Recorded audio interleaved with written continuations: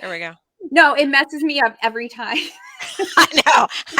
It's like a canoe, right? Paddling on the wrong side all the time. Yeah. Hey, everyone. Welcome, welcome. Today we have Robbie Holz here with us. She is the author of Angels in Waiting. And that's what we were just talking about before we went on, like trying to get it right, because it's like opposite and it's very confusing sometimes. I don't know why, like I can never get it right. So Jen from the Cartomancer, and we are so excited to talk with Robbie today. And if you are here, you can go ahead and say hello in the comments. And then we'll catch up. If you have any questions, you can go ahead and put those in the comments as well. So, hello. Hi. How's it going today? It's going great. It's going great. Yeah. Is it warm where you are? Because I'll be very jealous. Well, I'll say that it's warmer, but it's wet. So I live near the sea. I live in the San Juan Islands, north of Seattle. So it's that it's definitely milder, but it's definitely wetter. So no, this is true. Yeah, I'm upstate New York. So well, let me just say, mold actually grows inside my windowsills. So that's how wet it is. Yeah. Wow. Okay. All right. Are things starting to kind of blossom a little bit there? Yes. Oh, it's cool. Coming. It's coming. I know. We have like a good month before it'll start. So we're getting there. Coming. You can feel it. Yeah, we're getting there. So Robbie wrote Angels in Waiting. So this is actually your second book, right? It's actually my fourth book. Your fourth book. Okay. Yeah. Cool. The first two are about Aboriginal healing, secrets and awakening. And those are in over 44 countries. Wow. So it really resonates. Yeah. And the guides wanted me to write this book and get this out, because it makes a huge difference. So this was an important book to get out. Right. And I agree with that too, because so many people want to work with angels, but they have no idea where to begin. And, I think they also think there's a lot of rules when working with angels. And then, and it's very clear in your book how you really just described, there's some things that go on, but it's not like you have to do this, and this. It's more about following your intuition and really taking off with that and just talking to them, right? And just communicating and letting them know what you need, what you want, and all of that good stuff, right? Yeah, the mind tends to complicate something that we don't really understand or know, but it's as simple as talking in your mind. They're telepathic to your thoughts. So you don't need to overthink it, overcomplicate it. It's as simple as simply speaking in your mind, having a conversation.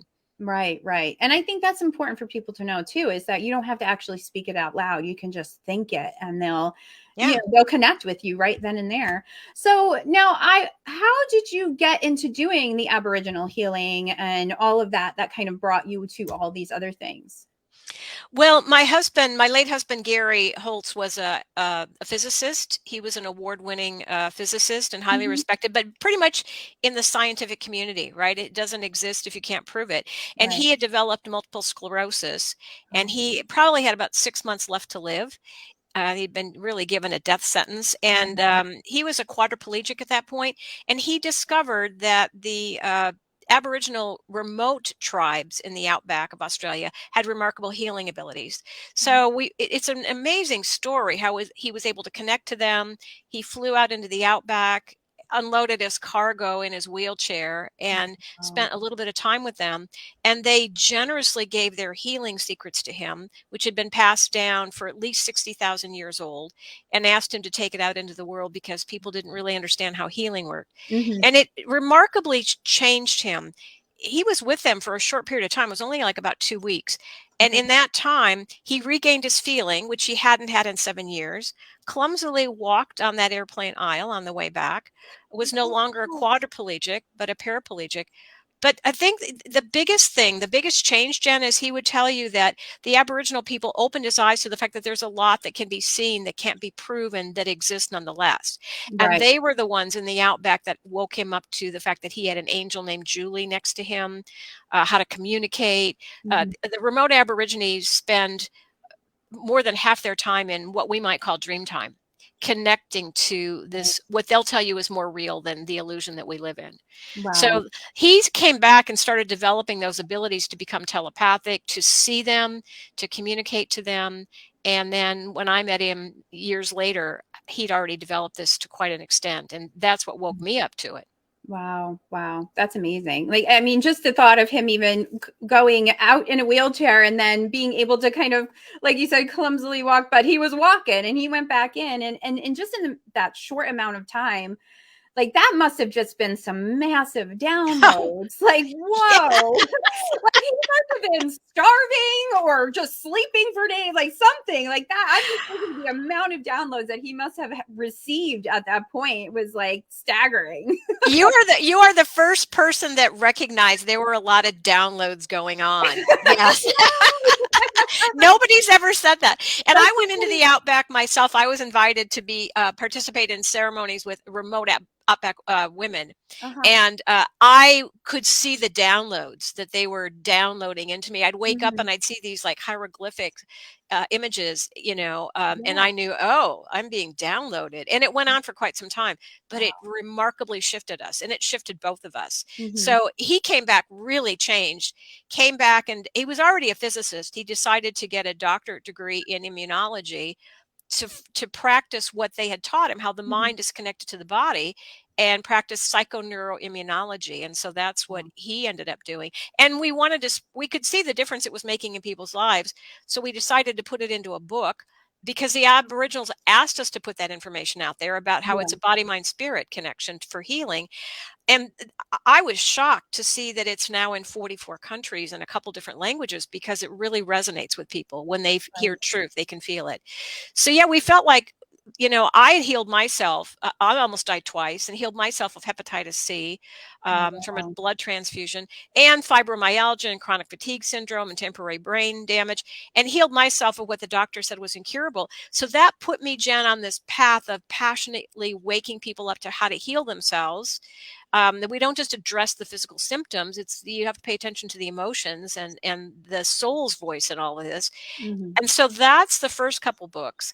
And then I was getting from the guides, okay, now get information out there about how we can assist them, because that's a huge game changer. That's Yeah. transformational.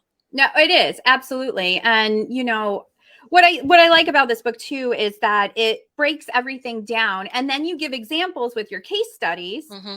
So it makes it relatable, Yeah. and I think that also helps people to be like, oh, wait, I can do this. I can bring this into my life Yes. easy. Yes, yes. Again, Yeah. we want to get this information out to help people, because we Right. can't just keep doing it one-on-one in consultations or whatever. So get this information out. That's the passion. And I've been doing consultations with people from all over the world for a long time, and I was seeing where they were getting hung up, where they were getting stuck, Mm-hmm. and also what they needed help with the most. So that's what we made sure to cover in the book. Right, because as you were going through and seeing all these people, were there like common threads of certain things that were popping up? Like you Mhm. noticed, like, oh, in these 10 people, this popped up and this popped up, and then you just kind of like took that and put it Yep. in a book. Yep, Is it's that the how you same kind of did recurring that? Yeah. things. Yep.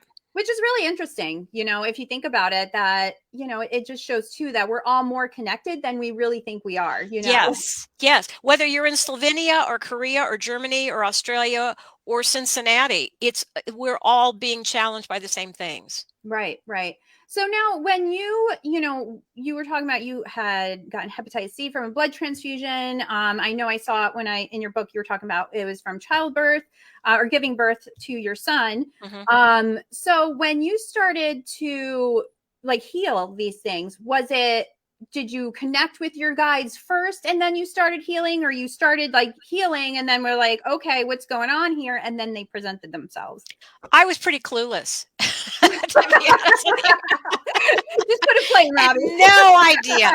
No, so the blood transfusion was in '85, and it had hepatitis C in it. At that point, we didn't even know there was hepatitis C, Right, and right. so we certainly didn't have a cure. And I almost died from the hepatitis. And then Oh, they wow. they put me on experimental treatments. I lived near Seattle, where they were doing a lot of the research, so they Mhm. put me on experimental treatments that almost killed me, but it actually left me in worse shape. And so that's when I developed all these other problems. But it made me, and I had a little boy. I knew he was way too young to remember me, and so I was determined to stay alive. I didn't think I could heal it, but I just wanted to stay alive as long as I could. Mhm. And Western medicine didn't have anything for me, so I started going down this path of self healing, and ended up completely healing what the doctor said you couldn't Wow. heal. But it ended up being what the Aboriginal people were telling Gary, because I Wow. hadn't met Gary yet. Yeah. And so I was getting help from my guides and angels, had no clue, that that was happening, but they were guiding me, because you can't really help people with these things if you haven't been through it. So Right. having almost died twice and then healing everything helps me teach others how to heal as well and recognize what they're going through. Right, right. And then it's that relatability again, because I do feel like with people, they need that. Like that's that reassurance as Hmm. well. And, and just by even you talking about it, I'm just like imagining like all the guides on Gary's side and your side, just kind of like slowly pushing you guys together. Like if I had for some reason, I just saw like you and guides and him and guides, and you just like slowly getting closer and closer. I don't know Yeah. why. That's just how it went in my head. Yeah, yeah. That was supposed to happen. Yeah, that was supposed to happen. Yeah, And no, again, clueless. I had no idea. I think yeah. he might have known a bit. And Mhm. actually, it was kind of interesting because we met at a 4th of July party. And when he saw me, the faces of all the past lives we'd had together flashed across my face, and it Wow. freaked him out. That had never happened to him before, right? Yeah, that's intense. It's Like, intense. whoa. So he knew what was going on more than I did, but I had no idea. There seems to be a common theme of cluelessness here, but yeah. So I had no idea, but he knew that I needed to play a part in his life, and Mhm. so we ended up falling in love very quickly, and. And then we're together, and and so I was working with him, helping people heal, Mhm. and then he passed in 2007, and they told us a year before he was leaving that he would be leaving, and we were quite Wow. upset about it, Yeah. because we were happy, and um, but we were told he can help more from the other side, and so he's done here, and he can help and assist more Mhm. from the other side. So what I didn't expect, Jen, was that, and he was the one who was always connecting to the angels and the other side, so I didn't bother, right? He's so Right. good at it. Why, you got a star in the house, why would you do Yeah, that? right. You do it. Superstar. Yeah, Take the right. message. It's What am I fine. gonna get, right? Right? So when he passed in 2000, and he did pass when they said he would, Oh, wow. he passed in 2007, and he would show up every morning at exactly 8 o'clock. There was a symbol. If I closed my eyes, I could see this. It's like a black and white eyeball. I'd Okay. seen it before when he was alive, so I knew it Uh-huh. was him. And so that showed up at exactly 8 o'clock every morning. He's a Yeah. very punctual man, and he continued to be punctual. It was a joke between us, right? Good for him. Send that Yeah, to me, Gary. I need some of yeah, yeah, that. yeah. And I'm the one who's never on time, right? So he just continued to make that point, not Yeah. 7:59, not 8:01. No. So except the one year we had a time zone change in the spring, hour off, but I think he was just making a joke about it. So Right, right. yeah. So That's he funny. started showing up every day, every single morning for months. And that's when I started to communicate to him and connect to him, and developing, because we all have the ability to Right. connect. And then I started developing my abilities and ended up becoming a medium, and now he does help from the other side. He's one of the members of my healing team, my Oh, okay. spirit team, so he's dramatically involved. Aboriginal healers who have deceased are also involved. Oh, wow. There are others involved, but that's that then years later I discovered, oh, I have the abilities to be a medium and really develop that connection. And so that's when the guides are telling me, okay, now that you know how to do this, let's write a book about it and help other Right. people do the same. Right, right. So as you're going along and you're realizing all these things, like, okay, well, I'm kind of good at this and I'm kind of good at that. How did you develop it? And like for people who maybe are think they have some abilities and which they do, like you said, everybody has the abilities. They just have to work it. What are some tips that you can share with us about just developing those abilities? I'm glad you asked that, because people, that's where one of the areas people get hung up is they think that they're not being listened to, or they're not getting it, or they're missing it. Hmm. Most people have expectations of how, once they start deciding to communicate to the guides and angels, and we only work with benevolent beings here, Right. extremely loving beings here, they expect to be able to see them and hear them. And that's really unusual. Most Hmm. people don't have that ability, and it's not like they're going to develop it in this lifetime. They may have in past lives, but they may Right. not have it in this lifetime. But every single person is clairsentient, where you feel with the body, especially in the Hmm. solar plexus area. It's that intuition, that sixth sense, Right. that gut instinct. We all have that ability to connect, and especially to the guardian angels. They are the easiest to communicate with, and Hmm. so you start communicating to them. It's like developing a relationship like you would with a friend. You don't just show up or call your friend once every 6 months. Right. That's hard to develop relationships. So you start communicating to them, and again, it's as simple as talking in your mind. They're telepathic to your thoughts, Hmm. and then they will show up in the ways that you respond to. It's so easy for them to Right. communicate to us. So you might get symbols, where you see symbols all the time. You Hmm. see feathers, pennies, you see numbers. Right. They pop. It's very easy for them to pop lyrics, into your thoughts. Pandora, so songs come up, and you listen to the lyrics to those songs, or you find yourself humming something and you pay attention to what does that mean. Like Yeah. Gary's song, it was always popping it into my head when he first passed. It helped Okay. me realize he's always here. Yeah. um, Oh, I love that. yeah. Yeah, I love that. And I think too, it's it's just trusting, right? Trusting yourself and trusting that it is, because I think too, like you said, people think like, we watch too many movies, basically, is what it comes down to. We think that like booming voice is going to start just talking to us. And Yeah. it's not, it is, sometimes it's your own voice.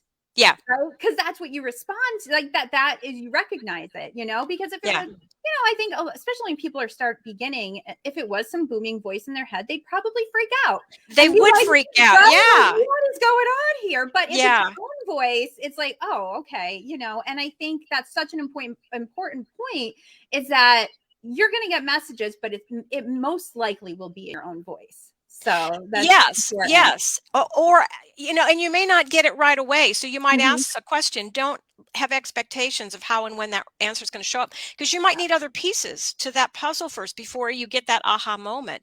So Right, just put that out there, that question, that request, and then let them respond in the way that's best for you. right, Um, right. and here's the thing, Jen, that I think it's important for people to recognize. This is a free will planet. They honor and respect our free will. They have Mhm. to. That's paramount. So Right. they will not step in unless we ask, Mhm. because there's nothing wrong with pain and struggle. That's part of the learning process. And Right. pain is a very powerful catalyst, but we're making it way harder than it needs to be. And there's so much more they can help us with. They've told me that it's like taking it from 5 amps of power on your own to 5,000 amps of power with their help. But they need to be invited in first. And Yes. this is very important. Very important. They will respond, but they're going to respond according to two ways: according to the highest and best good of all. So everybody can't get the green light or the winning team all the time, Right. right? Right. But at the same time, but very important, they will respond according to your soul's intentions. So you can say, "Thank you for helping me win the lottery," or inherit a lot of money or whatever, and they won't do that if it's not your soul's intention. But they will bring you abundance and money in other ways according to what the Right. soul wants. So few people are supposed to win that lottery, but they can help you find peace, vibrancy, health. It's astonishing what they can do. Right. To me, it's people are so used to asking for parking spaces, Yes. and they don't want to go beyond that. I Right, don't know. right. And the green light and the whole like, yeah. I'm a time, like, again, I'm back. I'm a time person. So I'm always like, I'm gonna make it there on time. I'm gonna have plenty of time, even though I have like 2 minutes to get there. I'm like, I'm just gonna get there in time. And then a lot of times does work out, and I'm not Yeah, breaking any laws. So it's yeah. okay. It's fine. Unless maybe Yeah, your soul wants you to right. recognize you need to start getting ready earlier, or Yeah, or accommodate right. for traffic, right? So Yeah, they're going to help you, but it may not come the way you expect. Exactly. And I think it's important too, like you had said, is releasing that expectation, because Yes. sometimes we think we want things, but it's really not what we want. Or Yes. it's a different form that you're not quite ready for. So here you are getting these little lessons and signs along the way to lead you in that direction, because maybe you're so stuck on going this way, but you have to hang a hard left. Yes, Right? yes. And so they'll not only give you the guidance, they'll also help you get there. And Mhm. they don't have the limitations we do. They see the easier, better way, but they also know what your soul intends. And if you go where your soul wants you to go, you're going to love where it takes you. Right. So let them help you. Our minds tend to want to be behind the wheel all the time, and that's where we get into trouble, because the mind is resisting what the soul is bringing us to teach us, to help us experience things. So whatever you resist is going to persist, but let them help you move beyond that. A lot Right. of people, this is very common, Jen. People were coming to me, and a lot of people tell me they're just stuck. They Mhm. don't know how to move forward. Well, then allow them to help you. Right. Yeah. Thank you. Give them that Yeah. permission and let it happen. Right. Yeah. No, I agree with that, definitely. And so Amber had a question here. She said, from your perspective, why are the archangels the easiest angels that people engage with? I think because they're more known, but Mhm. honestly, the guardian, and thank you, Amber, for that, because that's a great question. Um, and you're available, everybody's available to you, right? Right. Because and it's not that it's about a matter of Mhm. deserving or whatever, but the guardian angels are designed to be the easiest to communicate to and to feel that connection. The guardian angels are like the gatekeepers.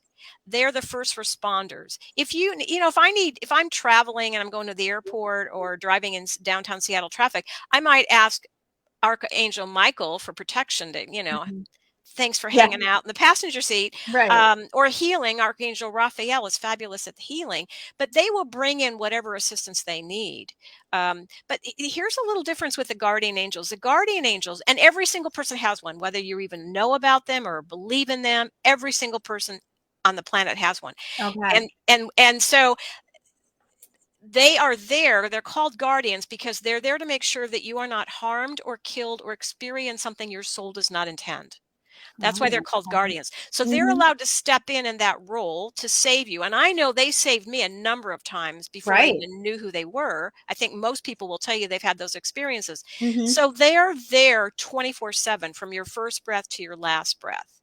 And they are there responding to you, but they have so much more they can help you with, but they need your permission to step beyond the guardianship rules. Mhm. Right, right. Again, because it's that free will. So and I Yes. think that's just a big part of people that haven't started working with angels yet, is they don't realize like all they have to do is ask for it. That's it. Like it's really, and it is really that simple. And like you said, we It is. want to complicate everything. Yeah. It's how our brain works. But Yeah. just letting go of that expectation and being open to it and asking, and then boom, there you go. Yeah. And I do think too, the archangels, like, there's so many now decks about them, oracle decks and all of that, so people are more familiar. And I think, Yes. I think people are definitely getting better with accepting the help from them. But but I feel like they also need to share that as well. Like we need to just keep telling people, because there are those people that really need it but are still so resistant. Well, here's what might push them off the fence, okay? Because we have this relationship, we were intended to have this help. We Mhm. weren't really intended to be doing it alone, certainly with the mind Right, right. guiding Yeah, you at don't leave us 100%. hanging. Talk about a crazy ride, right? So, Right. but we were designed to have this help and to use it, but it's free will, so you can use it or not. Mhm. But the cool part is, this is what I love, because they're serving us out of tremendous love. Every time we allow them to help us, that enables them to grow, because they're serving out of love. And every time we grow, they're allowed to grow as well, because they're assisting us in that regard. So every time you allow them to help you, that it's a win-win for everybody. It's a symbiotic relationship. It's Right. a win for you and it's a win for them. So please ask away. That was a big thing Gary kept saying. They kept telling that to Gary before he passes. Please tell people to ask us to help them more. There's so much they can do, Right. but we need to be invited to assist. Right, right. I mean, it's so important, and and again, I just feel like everybody wants to just complicate it, and it's really just that. Mhm. So I just thought of, so as far as the Aborigine people in Australia, what do they call their higher spirits and beings? Like, I'm sure that, like, what is their word for? Do they have a word for angel? Do they call them something else? Like, Well, what is it for them? well, that's a good question, and I don't know that I can Mhm. definitely tell you I don't know the Aboriginal word for that. But they do. One of the things, and we talk about this in the Secrets of Aboriginal Awakening. Oh, no, I'm sorry, Secrets of Aboriginal Healing, that Mhm. Gary's Journey into the Outback. They talk about angels with him. Okay, so they do say, okay. Yeah, because this is a physicist, right? And you're Mhm. talking to him about angels. I mean, Right. so, He's like, no.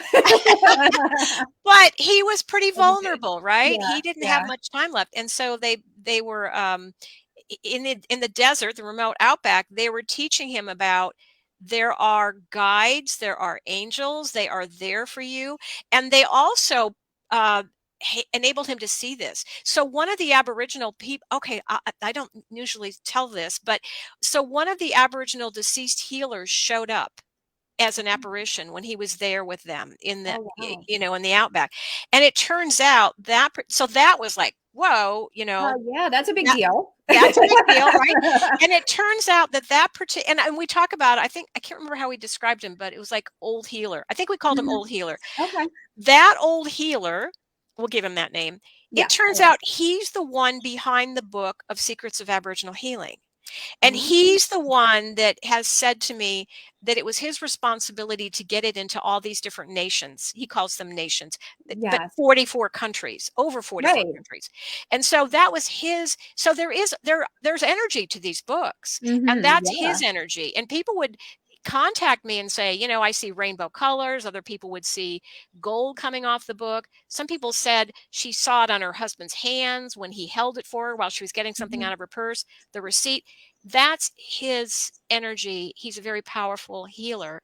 Wow. And so that's his job. And Mhm. I'm just one of the few, uh, um, not few, but I'm one of, like you, I'm willing to step up and say, how can I be of service Right. and be the humble conduit, or, make these things happen.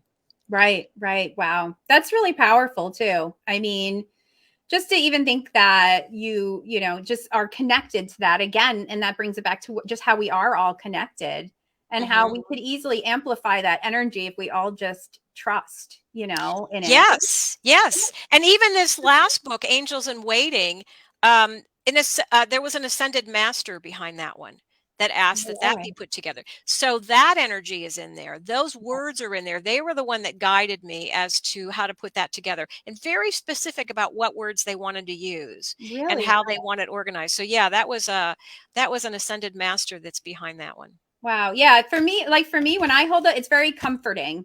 Hmm. And it's really funny because I was like looking through it last night, and I actually slept with it. It was on my bed, and I fell asleep with it, and I had like all these crazy dreams. And Yeah. Oh, I was there you like, go. okay, something's going on. All right. And I have to like sit down and write them out and stuff. But it was just really interesting. It was just a lot of like different little situations going on, but it was very clear. And then I woke up this morning and I saw the book was sitting next to my pillow, because I just must have like, oh, okay, I'm done, and put it down and sleep.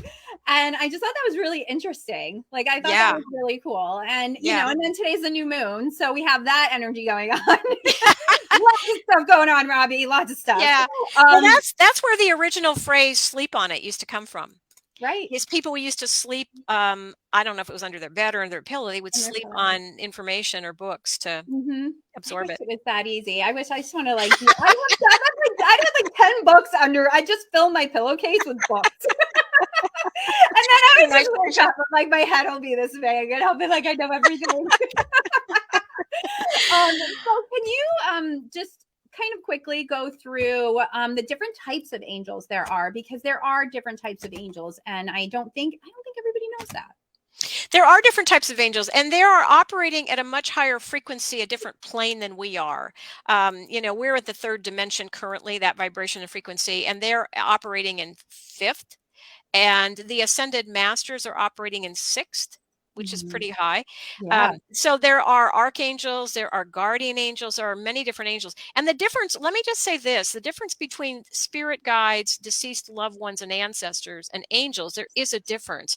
Angels don't need to incarnate and have a human life. They can take on a form, and there are many people who will tell you they've had scenarios where I had somebody interview me who said that as a child he was awoken in the middle of the night by a firefighter, and he ended up saving the family because the whole Wow. place burned down. And then turns out there was no such firefighter. They couldn't find him to thank him later. Well, that was an angel taking a form on Mhm. briefly as a human.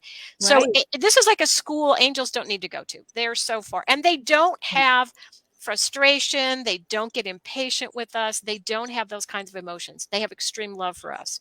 And Right. so those are angels. Now, spirit guides, and we only work with benevolent beings here. Mhm. Spirit guides are operating at fifth dimensional frequency. That's a very high awakening consciousness Right. vibration.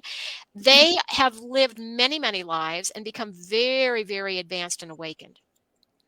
And Okay. so you might get, for instance, if you are have a child with a special needs, you Mhm. might have a spirit guide or two who have lived that experience themselves or been parents Okay. of that kind of a child, and they will come in and out depending on when they're needed. Whereas the guardian angel is constantly there; everyone's available to you. Mhm. The guardian angel's there, bringing in assistance if it needs more. But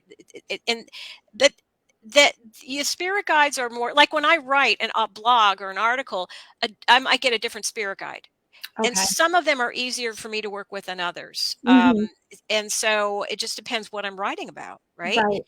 And Right. so, and then you will get deceased loved ones or even ancestors that you never even knew. Like you might even have a great great grandmother you never even met or knew anything Mhm. about. They might still be watching over you.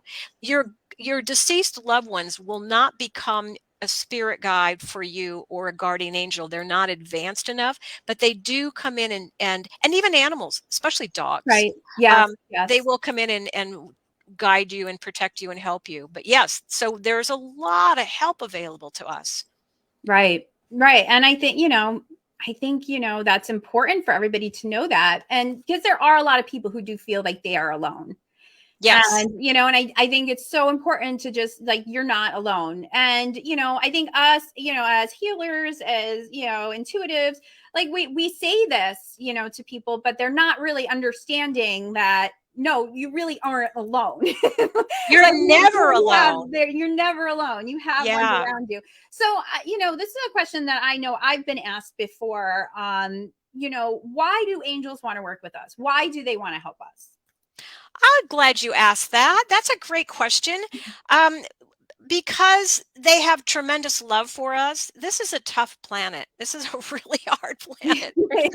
Because but as I'm sure that a lot of you and your listeners know, we're shifting from third dimensional awareness, consciousness into a higher consciousness. Mhm. And so a lot of us have volunteered to be here to help in these auspicious times.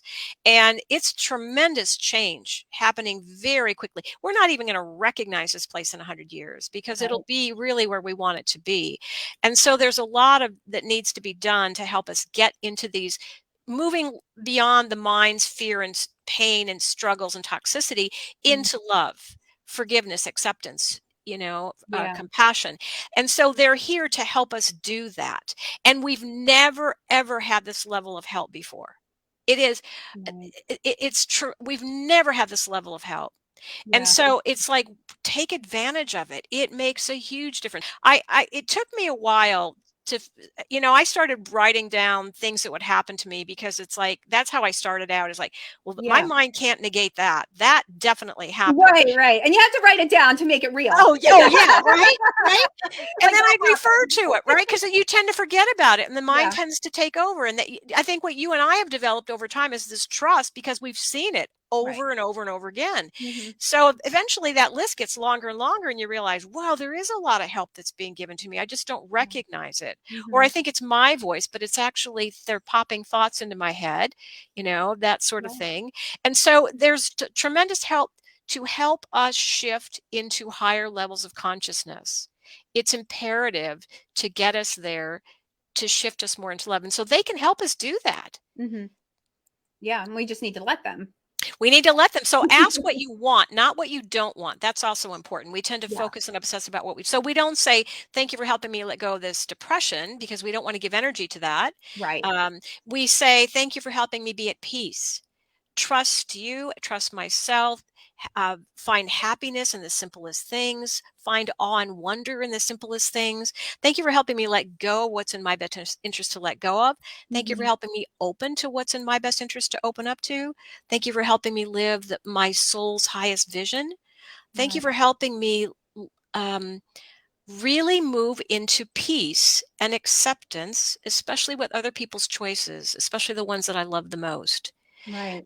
And you Right. start not so they'll give you ahas, but they'll Mhm. also give you energies to get you there so that you're at peace no matter what's going on around you because you recognize the purpose behind it. Right, right. And those and that, I think those were awesome examples too. And when people do start, even like when they are like manifesting and all of that, they always do go to the negative first. And I think that's like a thing you kind of have to condition yourself. And I always say when that thought comes in, like flip it, like make Mhm, it the best way possible that you can make it. So, mhm. like, it's just really taking that too, and then asking what you want, being grateful, it, of course, is a very big part of all of this as well. Because that's, I feel that just definitely like kind of opens the universe up to you as well as when you're showing gratitude. And I think it's something that we forget to do. We forget to practice gratitude, even just for like silly things like, oh, someone brought me Oh, coffee today, someone did this today, and we forget. And I think by getting in that mindset and just making sure to revisit it, it helps you too to get your messages that you're yeah, supposed to get. yeah. You can feel when you flip it into gratitude, like you just said. Mhm. And that has a different effect on the body. Gratitude is huge for healing. Right. It creates a different kind of energy. It's a different chemical response. It's a Mhm. different cell that's being created. So that is, I think gratitude is simple and easy. And like you said, we could do it more often. Right. Right. Yeah. And and I always try, and like even with my kids and stuff, it's like at least, bring up one thing that you're grateful for today. Even if it's Yeah. the silliest little thing. Like I woke up this morning, boom, done. You know what I mean? Again, it doesn't need to be complicated. Check. Yeah. Exactly. The dishes are in the dishwasher. Yes. But it's a whole different response, right? That's a Right. whole, we Yeah. tend to take so much for granted here. We are so, so blessed in so many Right. ways. Right. Yeah. No, definitely, definitely. And I made all these notes in your book. And so let's just look at them really quick and Okay. see what I have here. I did see Post-its. I am a Post-it queen. Yeah. Oh yes, no, I got all sorts of stuff happening here. And I try to write on them, but then I write in chicken scratch and I don't know what I'm talking about. So this one, it's really funny. I am a big fan of bibliomancy. So I was really just kind of, and then just going to a book and opening it and seeing what the message is, right? And so I was kind of doing that even with this to see, because I felt like there were certain things I wanted to bring up, but I just kind of let it guide me, whoever, Yeah. right? So this one came up first, and and I turned right to it, which was funny too. Imperfectly perfect. So Yes. and I think, and the chapter is called Overcoming Self-Hatred. So can you Mhm. just talk to us a little bit about that and how that intertwines with working with our guides? Yeah, I think we tend to well, there's some things that there's shadow in us that we don't like, and we think that we're broken or we need to be fixed or we're not lovable like that. And one of my guides helped me recognize that embrace the shadow in you as much as you do the light, because it's you're that way you're deliberately born the way you were for this journey and what you're here to learn. Mhm. And that it's just like this planet. We come here because there's such diversity. The contrasts are so strong, right? The light and the dark. And Mhm. it's what helps us make huge leaps in growth. Because on the other side of the veil, where things are in perfection, it's really hard to have growth. It's stagnant for Right. growth purposes. So Yeah. this planet is a tough planet, but souls love coming here because we make huge leaps in growth. And so it's that shadow, just as it is on the planet, creates in us, creates that diversity, helps us recognize what we we want and what we don't want to repeat, or we Mhm. see people that will show us what we may not want to do, and recognizing it's all part of who you are. It's Right. all necessary. Recognize that it's here to teach you, and Right. that you may have come in to learn to master m- deeper levels of self-love. Mhm. So Right. you may be born with an impediment or a disability or something that you think makes you not as lovable, Right. because you need to have that conditioning from your family, from society, and recognize that you are this divine, luminous being, extraordinary, a glorious being, Mhm. incredibly brave for being here, and that you are ca- and tremendously worthy of love, Right. exactly as you are, whether you're overweight or you're even we even get old souls who may choose to come in and be opiate addicts because they Oh, want to experience powerlessness. So this is wow. why we don't judge anybody. They're here learning and experiencing what they need to, in the Mhm. way that they need to. And so it's here for you to learn to love, or to let the mind have its way with you and its distortions and that sort of thing. And this is what we're learning, is to let go of the struggles of the mind, the pain, the judgments, all these distorted thoughts, and Right. move towards love. Right. And that's, with this loving yourself. Yes. And, giving, and it's really funny too, because like, even like when I've done readings for people and stuff, it's like, I've been like, you have permission to love yourself. You don't have to get it from anyone else. And it's just always so interesting to me that I feel like I'm always giving people permission, because it's like, Yes. for some reason they don't feel like they can do it without somebody telling them that they can do it. You know what I mean? That's a very good point. And I think this is what we're starting to learn, is finding the love from within, Right. rather than having to find it from outside of you. That you are evolved enough now at this point to find that love from within you. And this is where this might be what I'm just giving this as an example. This might be Mhm. what your soul wants you to master in this lifetime. Right. And so, as asking for help from the guides and the angels will help you do that easier, Right. get you there. They'll help you see how they'll help you love yourself. I like to say, thank you for helping me love myself ridiculously high amounts. I I like don't that. think most people are gonna go overboard with that, right? It just Right, right, right. I think I like that one. Yeah, no, Yeah, that's a good one. and what you'll find is, over days, weeks, months, and years, you are changing, you are shifting. Right. You would no longer feed yourself abusive things, or smoke that cigarette if it's toxic to your system. You start nurturing your body, and you start letting go of other people's beliefs about you. You Right. are lovable exactly the way you are. So Right. you are born the way you need to be, in the family that you need to be, very specifically. Right. And I think, it's important too, like you said, like, and it's like not worrying about what everybody else does. Like, say, you decide to stop drinking and that's it. But you're going out, you're with family, friends, even whoever, and they're like, "Oh, why aren't you drinking? Why did it?" And they're pressuring you. And again, that's like that other test. But at that point in time too, you can always ask your guides for help too.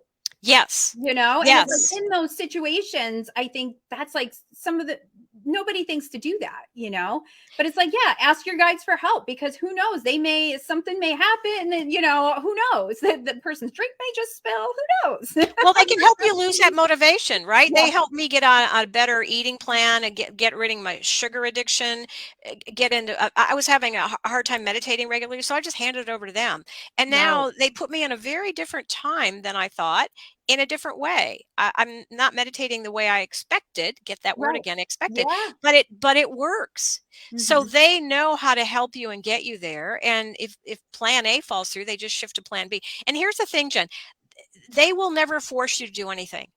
Right. That's the difference between the mind versus the guides and angels. They're doing Hmm. out of love. It just feels right. Whereas the mind will tell you, you have to, you should, you need to. It's very fear based.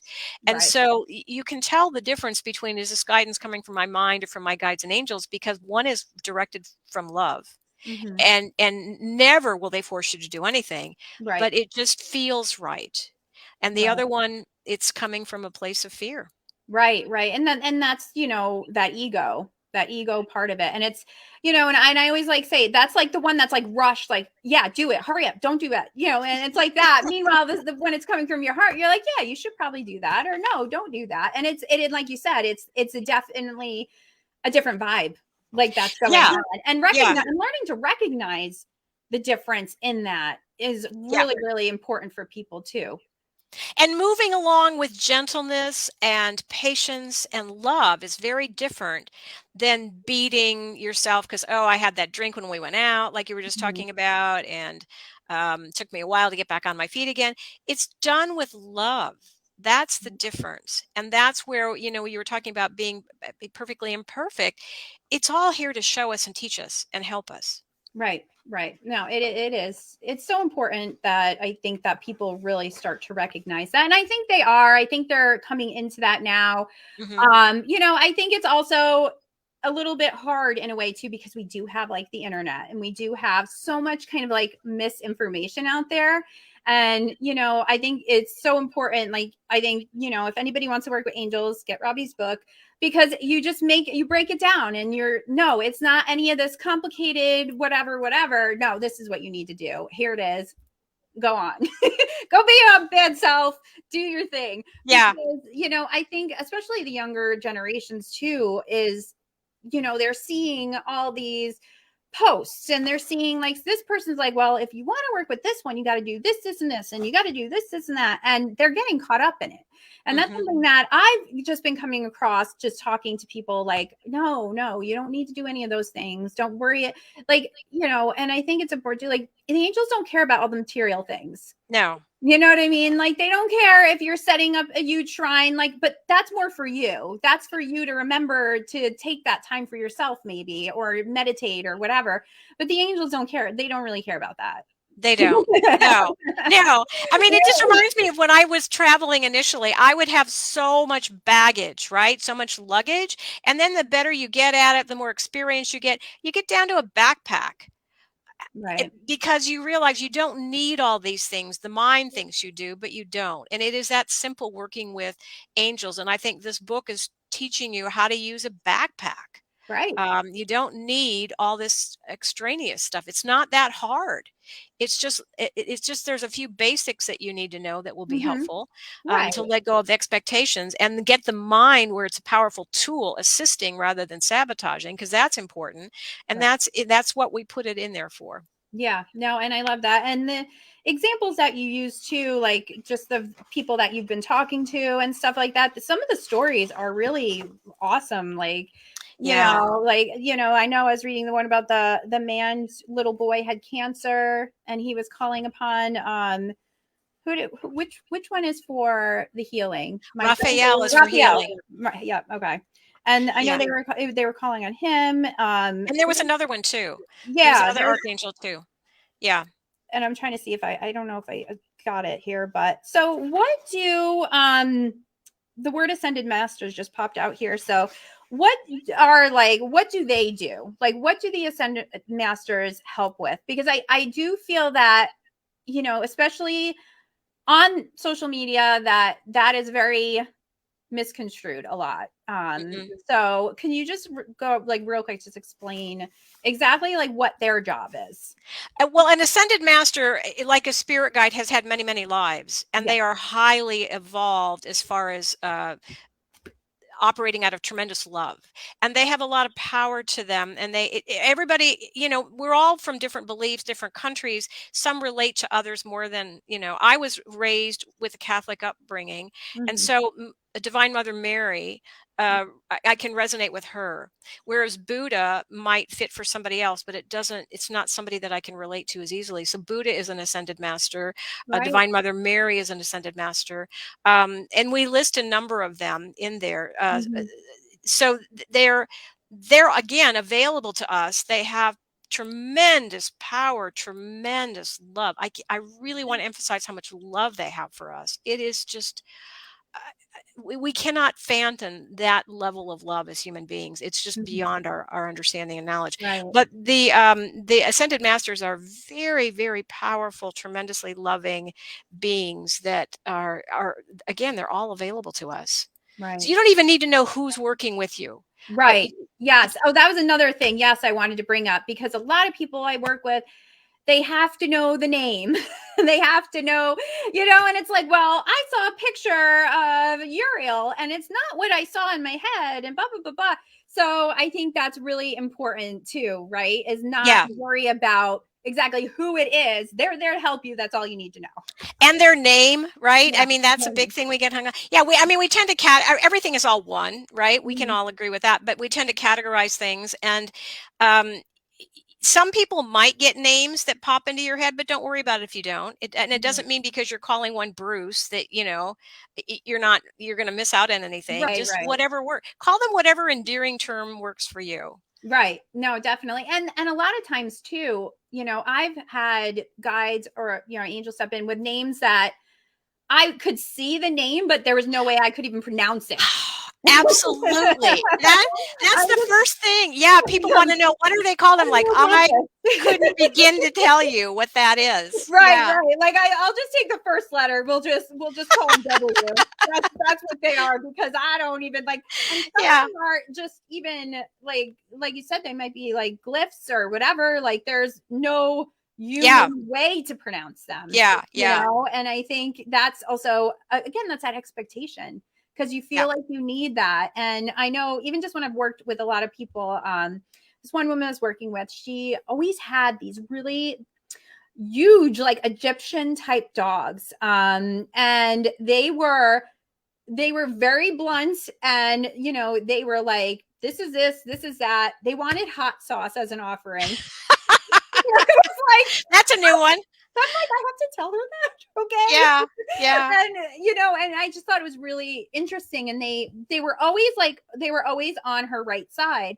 And she's like, no, I can feel them. But she's like, what's their name? What's their name? And I said, they did. They told me that they have lived, they've been around for so long that name is not important to them. Yeah. They don't need one. They don't need one. So yeah, they Yeah. were just like, stop asking. We don't have a name for you.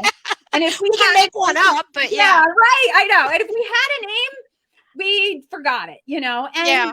but I think for her, it was a part of her lesson too, that she needed to kind of let go of that in order to, receive more information from them or guidance from them or whatever. And I didn't think about that until after the fact. And I was like, oh, okay. So I had to go back and I messaged her real quick, but I think it's important that people realize that too, that maybe there is a reason. Like sometimes they've just been around for so long, they don't believe in that. That's like It doesn't nonsense. matter. Right. Right. Yeah. They're like, Yeah. what is that going to do for you? Nothing. You have a name, great, but now that didn't help you. You didn't It get a doesn't make a download from stronger or it. weaker connection. Exactly. Right, Right. right. But It's I think what you bring up something that I hadn't thought about before.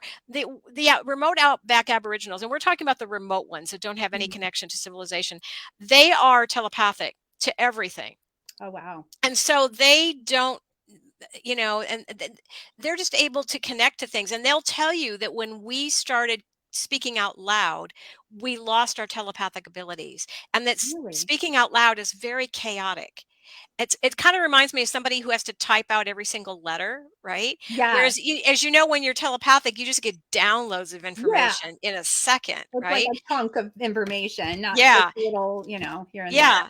So Wow. that culture, they're the oldest continuous culture on the planet. They've never lost that ability to be telepathic to everything. So they're telepathic to the plants to find out Mhm. what can heal what, the water, the animals, the Wow. trees, the other side. I mean, they've always maintained that.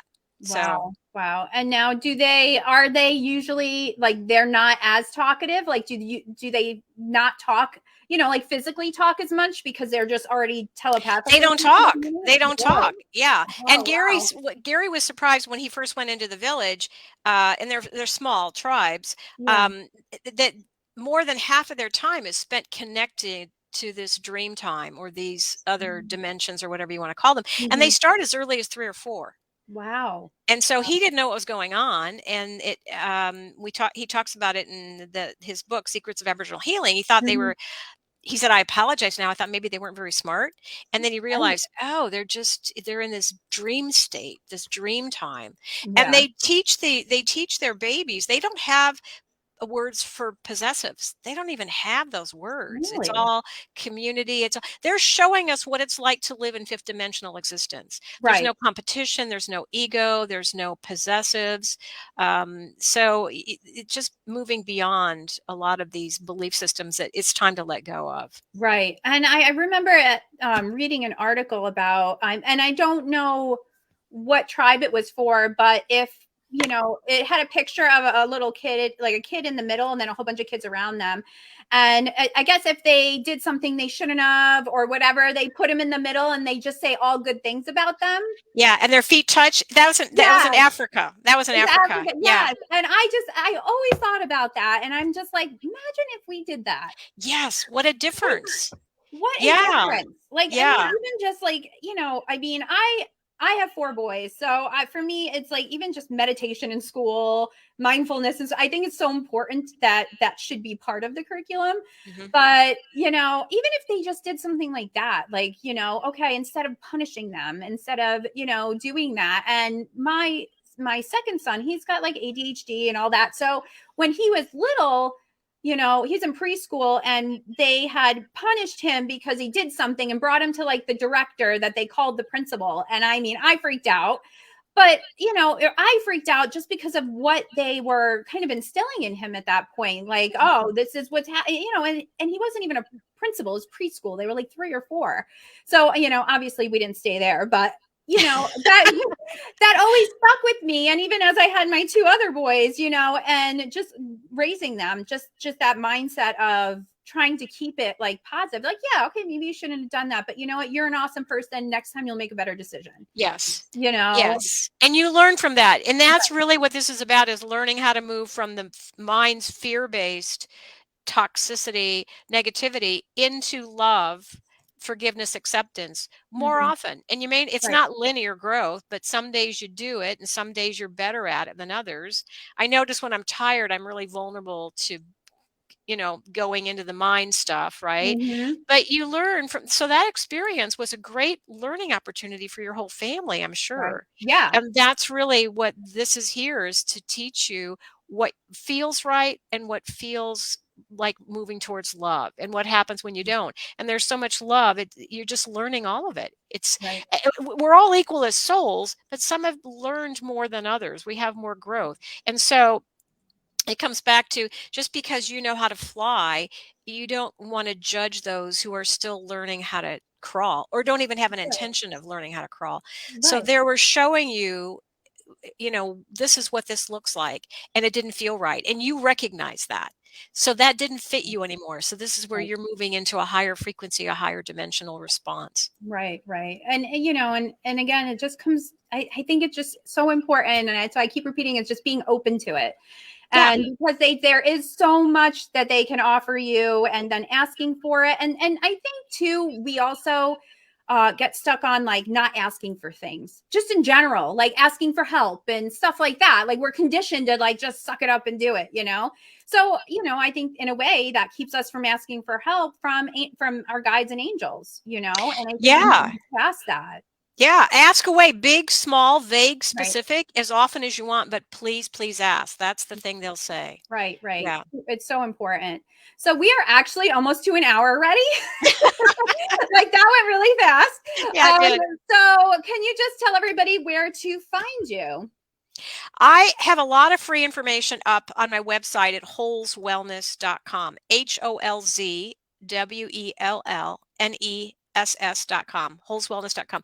There's a lot of information up about the Aboriginal healing. It's free. Angels and guides, how they communicate to you, how to recognize when they're not helping, when they are. The books are all up there, and an online healing course is up there. We try to get this information out to as many people as possible, Mhm. because this is so important to be spreading this information. And so that's why there's a lot of free information. And the Right. book's available anywhere. I mean, I love supporting the mom and pop bookstores now more Mhm. than ever, but it is available on Amazon or Barnes and Noble or whatever. But there are other books as well. All the Aboriginal books are up there. And yeah, we just are passionate about getting this info out there. Right. Awesome. And do you have any upcoming projects that you can share with us? Well, I'm not sure whether I'm going to be writing a children's book for about guardian angels or not. They pretty much will tell me what and when, Right. and so That's but I a think wing, so to speak, right? That's, yeah, so I we'll love see. that though. Yeah, we'll see. I'm just handing it over, and if that's what they want me to do, and they know the Right. timing. This book Mhm. took us years to get out, which I was kind of surprised. Angels in Waiting, and it's like they Right. didn't want it out sooner. They knew there was a They had pandemic a time, coming, and so they didn't want it out before then. They wanted it out after because yeah. they need it now. Right, I agree. I think that was a good move, guys and angels. I agree with you. Yeah. Well, thank you so much for hanging out with me today. It was so wonderful to chat with you. Thank you, everyone who is coming on for the replay. If you missed this, it's also going to be on our YouTube channel as well. And make sure to subscribe and put your notifications on to see what's going on next. All right, guys. Thanks so much. Have a great day. Thanks, Bye. Jen.